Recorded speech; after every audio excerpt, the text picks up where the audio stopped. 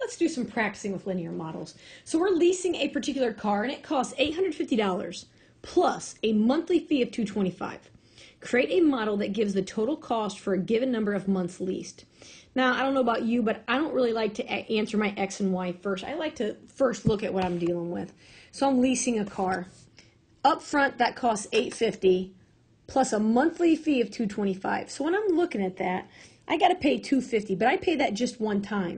If I'm paying that just one time, that's my starting point, right? When I go in and I say I want to lease this car, I make a down payment, my initial fee. There's my $850, one time starting point. Then I've got this reoccurring monthly fee. Anything reoccurring, right, the slope is the constant rate of change. And it's increasing because this is positive, right? Every month we pay $225. There you go. Now, if I know these two pieces, then I can do y equals slope times x plus my y-intercept. Now, we can go back to answer A and B here.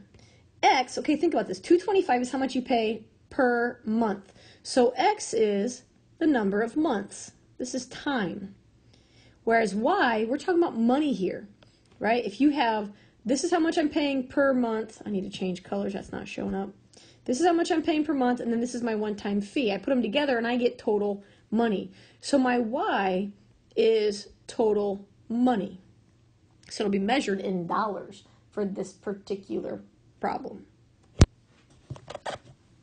All right, so now that I have all of those things taken care of, now we can play. So let's remember that our equation is y equals 225x plus 850. So the question here is, how much would it cost to lease a car for 8 months?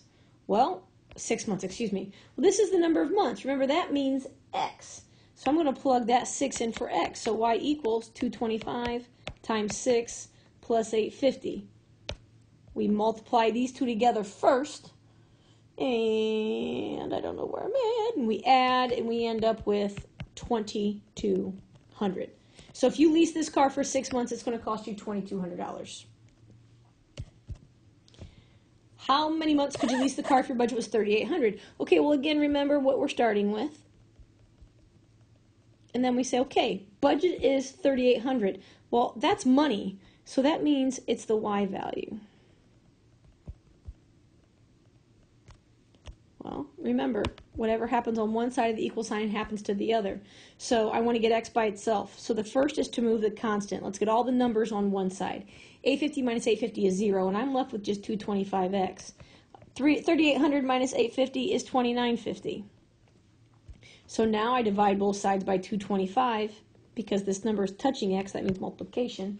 225 divided by 225 is just 1x. And when I divide here, I get 13.1. Now, the last time I checked, you go to a dealership, they are not going to let you lease a car for 13.1 months. So your answer might just be 13 months. I thought you had to be like a certain number of years to lease a car, but I've never done it, so I don't honestly know. Example 2, the Happy Widget Company has a fixed cost of $1,500 each day to run their factory and a variable cost of $125 for each widget they produce. Okay, fixed means one time. Variable means depends on how many they do. Okay, so think about that. Fixed is one time, so that means y-intercept. There it is. Variable means happens multiple times. Recurring, there's my slope. So my linear model would be y equals the slope, the reoccurring cost, plus the fixed cost of $1,500. I'm adding these two because all of the costs go together to create a much bigger one-time cost. So x represents the number of widgets, because think about this. This is $125 per widget. So if you're doing 10 widgets, well, 125 times 10 would give you the amount for widgets.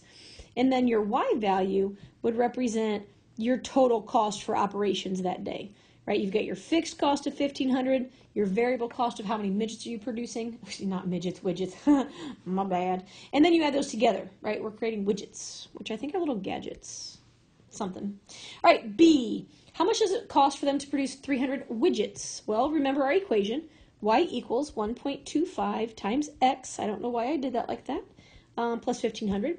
300 is the widget, so that's x. So y equals 1.25 times 300 plus 1,500, We multiply and add, and it would cost $18.75 for this company to produce 300 widgets.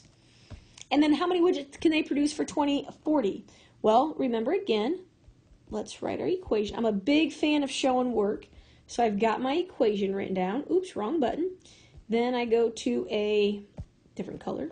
Total cost is Y. So this 2040 goes in for Y. And then again I say what happens to one side must happen to the other. So if I subtract my constant, I get 125x equals 540. Let's divide both sides by the number in front of x.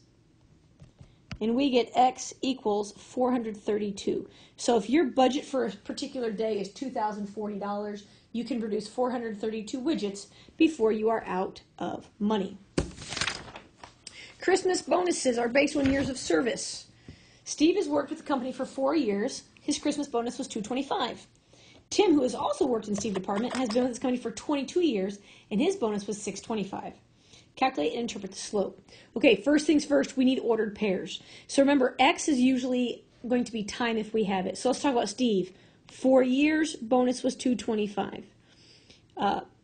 Tim, 22 years, bonus was $675. Those are hard to read. Okay, so let's go to a darker color and let's find our slopes. Remember, slope is change in Y minus change in X. So if I take my Y value, 675, minus my Y value, 225, then it goes over my X value minus my X value.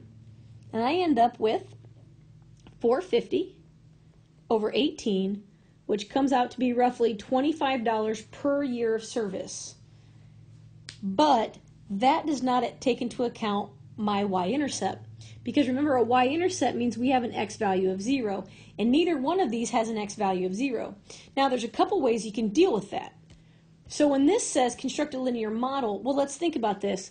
I know that on 4 years, you earn $225 for a bonus, and I know that my slope is 25. So think about our y equals mx plus b. Let's go ahead and find our y-intercept. Y equals my slope times my x value plus my y-intercept. When I multiply 25 times 4, I get 100. So that means my y-intercept is 125. That means you get just a flat bonus of 125, and then we add your years of service to that.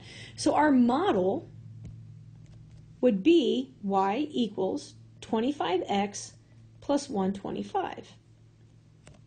So your years of service bonus is added on top of that. In this case, X is your number of years of service. So use your model to predict the Christmas bonus for an employee who has worked with the company for 13 years. So X is 13. So if our model is Y equals 25X plus 125, I'm going to plug that 13 in for X. So Y equals 25 times 13 plus 125. 25 times 13 gives us 325 plus 125, and we end up with 450 for a Christmas bonus. And that's the end.